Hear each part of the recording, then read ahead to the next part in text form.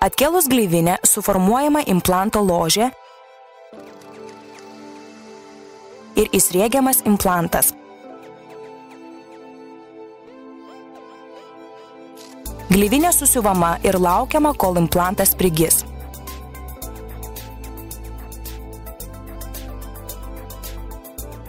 Implantui prigijus virš jo padaromas nedidelis pjūvis ir prisukama gijimo galvutė.